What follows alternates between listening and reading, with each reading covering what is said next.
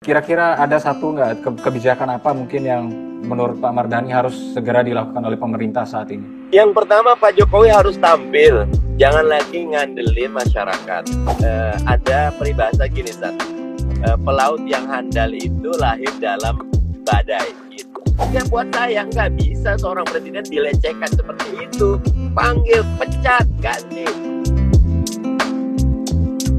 Halo Sobat Mitra Politik, dengan makin mewabahnya COVID-19, di rumah aja ya, membuat kita semakin bertanya-tanya, apakah Indonesia atau khususnya Jakarta udah perlu nggak sih di lockdown? Lalu apakah situasi darurat sipil yang kemarin itu ramai dipergunjingkan di media sosial sudah benar-benar terjadi dan memang seperti itu kenyataannya? Lalu apakah juga Indonesia punya nggak sih duit untuk menangani kasus COVID-19 ini? Yuk kita tanya sama Pak Mardhani Alisera. Oke, langsung aja ya. Soal penanganan COVID-19. Ini kan yang disorot oleh banyak pihak sekarang ini, apakah kita lockdown, nggak lockdown, kemudian padahal di daerah juga beberapa pemerintah daerah sudah menerapkan kebijakan lockdown itu sendiri. Nah, Pak Mardhani sendiri melihat konteks kebijakan ini kan artinya ada koordinasi yang tidak berjalan gitu antara pusat, daerah, kemudian secara kebijakan secara keseluruhan lah. Komentar Pak Mardhani soal ini gimana? Ya, yang pertama terima kasih San atas kesempatan wawancaranya. Yang kedua, saya ingin menegaskan kondisi kita sekarang merupakan kumulasi dari beragam pengalaman, knowledge management sampai kepada proses pembangunan karakter bangsa kita, baik elit maupun grassroots-nya. Misal contoh lihat Singapura. Teman-teman kalau datang ke Singapura sekarang nih, nggak perlu ngantri untuk rapid test karena bisa langsung turun dari Changi, dites langsung, dimasukin, dan 3 hari kemudian akan di SMS hasilnya. Oke. Siapapun Anda, warga negara manapun Anda, selama Anda tinggal di Singapura, tapi syaratnya karena sekarang Singapura menerapkan isolasi mandiri minimal harus ada 14 hari tinggal. Buat saya luar biasa. Singapura di antara tertinggi, sekitar 6.500 orang yang sudah tes per 1 juta. Kita masih 12 atau 22 orang per 1 juta. 1 juta, oke. Tidak ada yang ditolak di rumah sakit di sana walaupun bayarnya mahal. Makanya kemarin ketika Singapura mau tutup, malah berbondong-bondong orang datang ke sana. Kenapa? Karena Singapura menurut saya berhasil membangun infrastruktur pengetahuan, sistem. Disinilah saya mikir ada 4 ya. Ada 4 elemen yang mempengaruhi respon satu bangsa. Pertama aktor, kedua sistem, ketiga kultur, keempat teknologi.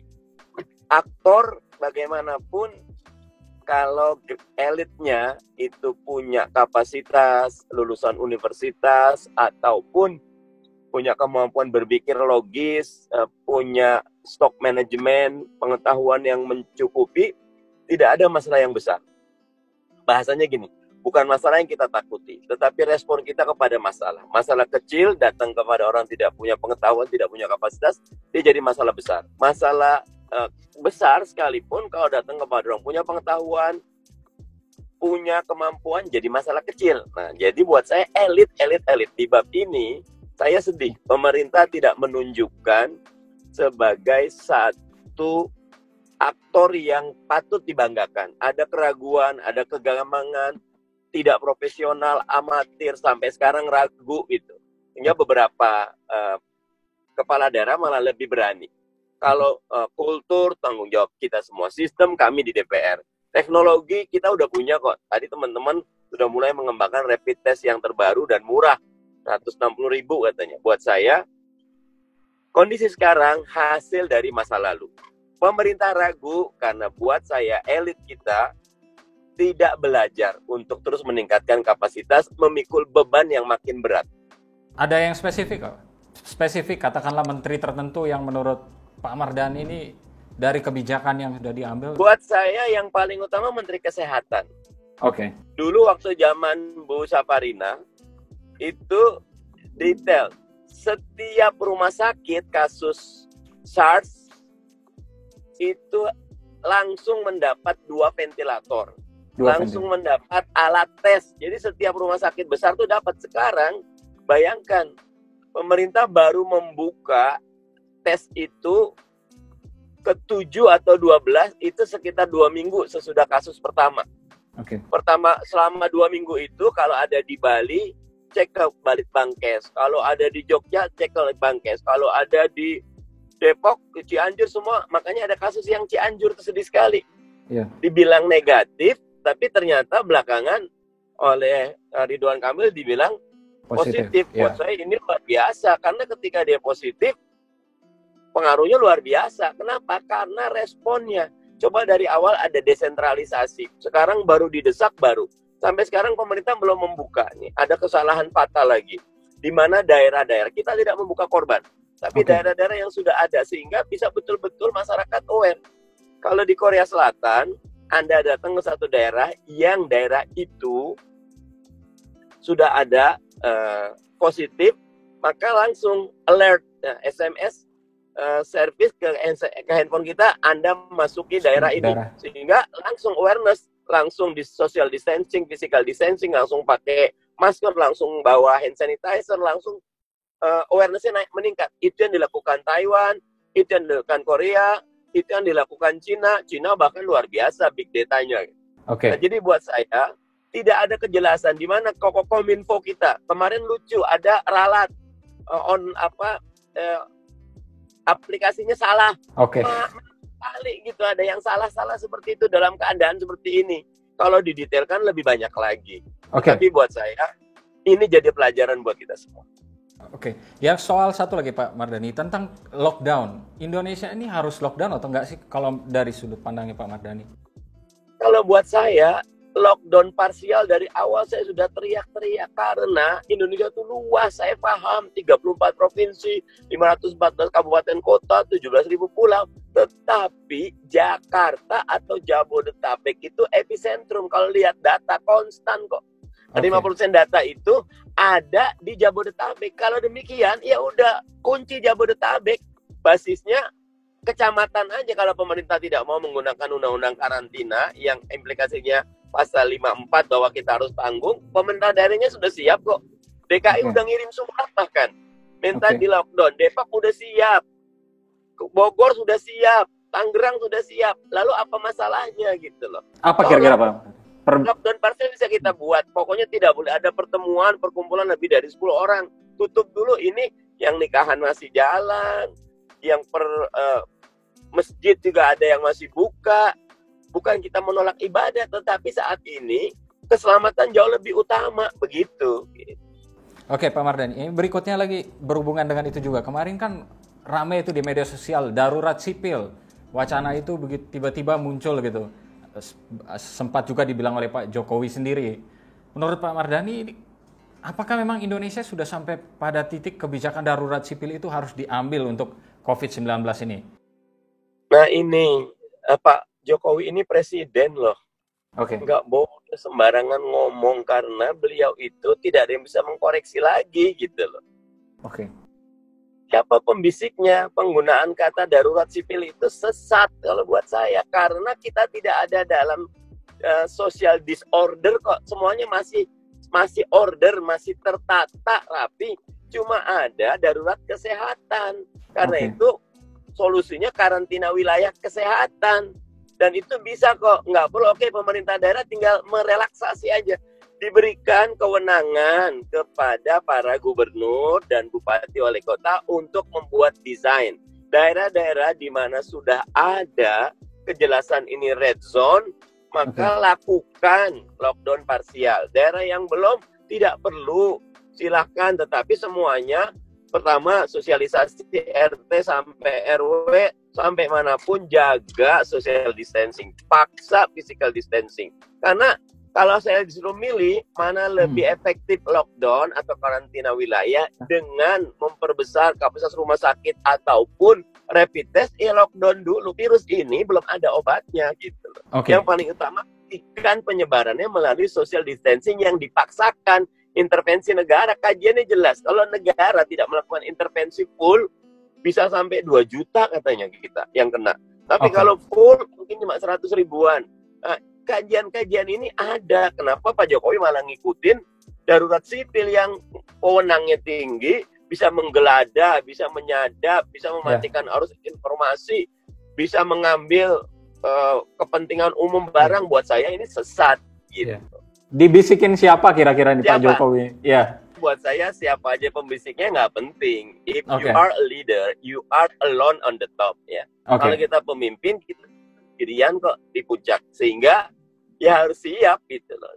Harus siap gitu loh untuk menerima apapun. Kalau tidak ya jangan nyalain pemimpin. Kalau saya suka Liga Inggris. Kalau MU kalah terus gitu loh. Yang diganti itu bukan Paul Pogba-nya gitu loh. Bukannya Marcus Rashford atau Martial-nya gitu loh. Tapi yang digantinya ya pelatih MU-nya gitu loh. Pelatih. Jadi jangan nyalain menteri. Kalau buat saya, apalagi menteri yang milih sampean sendiri kok, presiden sendiri gitu. Satu lagi nih Pak. Ini kemarin saya lihat data nih. Di Malaysia itu anggaran untuk penanganan COVID-19 itu jumlahnya sampai 2 kali lipat dibandingkan dengan Indonesia. Nah, lalu muncul nih pertanyaan di banyak media, Indonesia ini punya duit nggak sih untuk penanganan kasus ini? Di satu sisi kita lihat ada program infrastruktur, masih terus berjalan, ibu kota baru masih jalan terus. Tapi di sisi lain, ada kasus yang mendesak yaitu COVID-19. Kita punya duit nggak sih Pak? Kalau melihat dari awal neraca perdagangan kita, kemarin sempat agak positif, kemudian negatif lagi.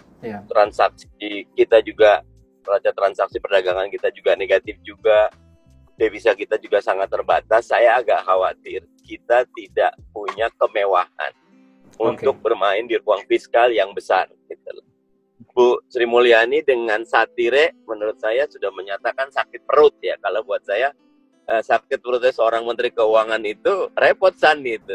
Karena pasar saham macam-macam bisa bergejolak nih gitu loh. Karena Menteri Keuangan tuh salah satu yang saya kagumi itu Alan Greenspan ya, Gubernur Bank Sentralnya Amerika itu. Benar-benar wajahnya itu nggak bisa dibaca apapun karena buat dia mikir sedikit kelihatan wajahnya mikir, langsung tuh dolar bisa bergejolak gitu. Apalagi bilang saya sakit perut. Repot itu gitu loh.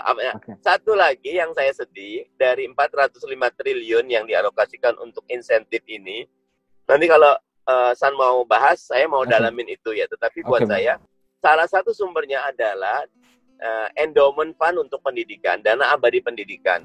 Buat saya ini salah sekali, harusnya infrastruktur ibu kota negara yang tidak jelas itu dulu yang dialihkan. Jangan karena kepentingan sesaat, masalah yang darurat dikalahkan. Begitu, San. Satu lagi mungkin terakhir, kira-kira ada satu nggak kebijakan apa mungkin yang menurut Pak Mardhani harus segera dilakukan oleh pemerintah saat ini? Yang pertama, Pak Jokowi harus tampil. Jangan lagi ngandelin masyarakat. Kalau kita lihat, ada peribahasa gini, San. Pelaut yang handal itu lahir dalam badai. Gitu. Ayo, buktikan.